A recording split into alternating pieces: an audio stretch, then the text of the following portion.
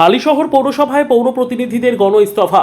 ব্যারাকপুর প্রশাসনিক ভবনে হালিশহর পৌরসভার 16 জন কাউন্সিলরের গণ ইস্তফাকে ঘিরে ব্যাপক রাজনৈতিক চাঞ্চল্য তৈরি হয়েছে। কাঁচরাপাড়ার পর এবার হালিশহর পৌরসভাতেও বড়সড় ভাঙনের ছবি সামনে এলো। পদত্যাগীদের মধ্যে রয়েছেন 5 জন মহিলা কাউন্সিলরও। তবে এই গণ ইস্তফায় সামিল হননি পৌরপ্রধান শুভঙ্কর ঘোষ। এদিন পদত্যাগী 16 জন কাউন্সিলরের নাম প্রকাশ করেন সুদীপ্ত দাস। পাশাপাশি তিনি আশ্বাস দেন পৌর পরিষেবায় কোনো প্রভাব পড়বে না এবং সাধারণ মানুষের পরিষেবা স্বাভাবিকভাবেই চলবে। অন্যদিকে পদত্যাগের পর ক্ষোভ উগরে দেন হালিশহর 4 নম্বর ওয়ার্ডের কাউন্সিলর মৃত্যুঞ্জয় দাস। তার অভিযোগ, নির্বাচনে ভরাডুবির পর প্রাক্তন বিধায়ক থেকে সাংসদ দলের শীর্ষ নেতৃত্বের কেউই কাউন্সিলরদের সঙ্গে যোগাযোগ রাখেননি। আর সেই ক্ষোভ থেকেই এই গণ ইস্তফার সিদ্ধান্ত বলে রাজনৈতিক মহলের একাংশের মত। যে তুমি কবে, তোমার মেয়াদ কবে শেষ হবে, স্বাভাবিক কারণে এটা একটা নিয়ম থাকে। অন্য দল ডাকলে যাবেন? সেটা এখনো কিছু ভাবিনি, দলের সঙ্গে কোনো কথা হয়েছে? দলের সঙ্গে, দলের নেতৃত্বের সঙ্গে পাচ্ছি না কাউকে যোগাযোগ করছে না, করছেও না, আমরাও পাচ্ছি না। আপনার নাম? আমার হচ্ছে মৃত্যুঞ্জয় দাস, হালিশহর পৌরসভার 4 নম্বর ওয়ার্ডের কাউন্সিলর। হ্যাঁ, আজকে থেকে এখন আমি প্রাক্তন। আমি যা শুনতে পেলাম, যা এসডি অফিসে নাকি ওনারা গিয়েছিলেন, আমি তো ওখান থেকে যা শুনতে পেলাম যে 16 জন মতো নাকি পদত্যাগ করেছে। হ্যাঁ, শুনলাম যে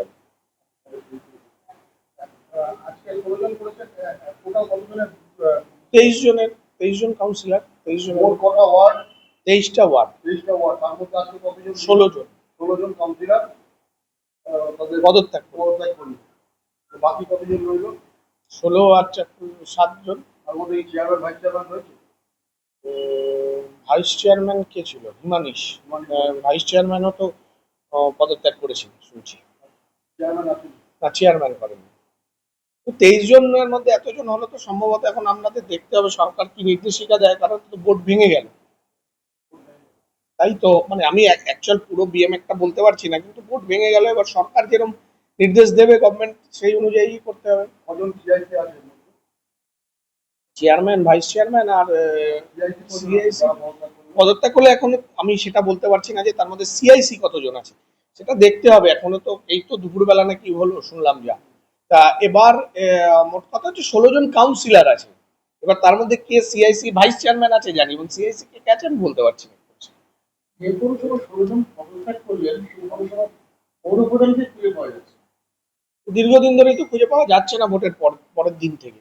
কেন পাওয়া যাচ্ছে না সেটা ওনারা বলতে পারবেন, কিন্তু আমাদের দেখতে হবে। আমরা গভর্নমেন্টের কাছে অনুরোধ করবো যে এই অবস্থায় যেন কোনো অচল অবস্থা তৈরি না হয়।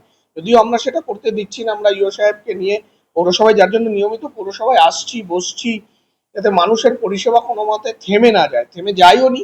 এবং আজকে আরেকটা নতুন পরিস্থিতি তৈরি হলো, যেহেতু এতজন পদত্যাগ করলে, এই পরিস্থিতিতে আমরা জানাবো, আমাদের গভর্নমেন্টকে জানাবো যে, এবং তারপরে যা ব্যবস্থা হয় তারা নেবেন, সেই যা নির্দেশ দেবেন সে অনুযায়ী চলবে পৌরসভা। বীজপুরে হলো কেন, বীজপুরের এদের কেন মনে হয়েছে বলতে পারবো না, মনে হতে পারে। আমি তো টিভিতে এক জায়গায় দেখছিলাম, এখানকার টাউন প্রেসিডেন্ট যিনি, উনি বলছিলেন যে জনাদেশ মেনে নিয়ে ওনারাও মনে করেছেন যে ওনাদের আর নৈতিকভাবে এই চেয়ারে থাকার অধিকার নেই। ওনার কথা, ওনার ভার্সন। না না, ওনার সাথে কোনো না, নাম্বারও নেই আমার কাছে। সহযোগিতা তো একদম মানুষ হিসেবে একদম পূর্ণ সহযোগিতা পাবে। এবং 16টা ওয়ার্ডের কাউন্সিলর যারা নাগরিক, তারা কিভাবে 16টা ওয়ার্ড কেন, 23টা ওয়ার্ডেই যারা আছে তারা তো কোনো কাজ করছিল না, ভোটের পর থেকে তারা তো অফ।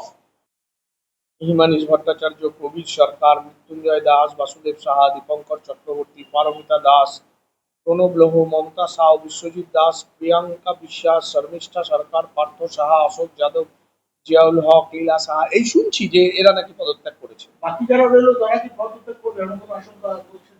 তা বলতে পারবো না আমি তো এখন ওরা পদত্যাগ করবে না করবে না এটা তো আমরা বলতে পারি না। বরং আমরা তো ভীষণ ভাবে চেয়েছিলাম যে ওরা পৌরসভায় আসুক, নিজের ওয়ার্ডে কাজ করুক, চেয়ারম্যান, ভাইস চেয়ারম্যান পৌরসভায় এসে তার দায়িত্ব পালন করুন। আমি বিধায়ক হিসেবে তাদের পূর্ণ সহযোগিতা করব।